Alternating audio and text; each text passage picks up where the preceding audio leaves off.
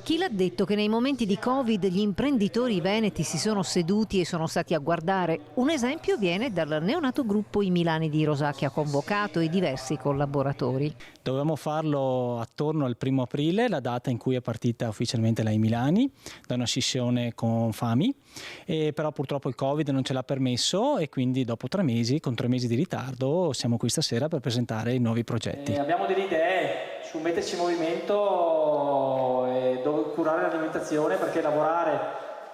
con una salute fisica migliore si lavora meglio. Presenteremo anche la Gonzaga Re di Montessori, che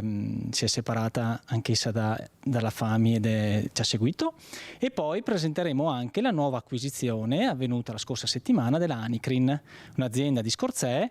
specializzata nella produzione sempre di prodotti in plastica, però di precisione per la diagnostica. Partire con idee nuove in tempo di Covid davvero rappresenta un'ulteriore sfida nella sfida, in quella che è l'azienda capogruppo con 120 dipendenti, sedi a Rosà, Mantova, Scorzè grazie alle ultime acquisizioni e filiali in Argentina e Dubai, con la scelta lungimirante di collaboratori molto giovani, tendenza che si riscontra in sempre più aziende. Parlando dei giovani collaboratori, effettivamente con la scissione di Fami ci ha seguito anche un'ottantina di dipendenti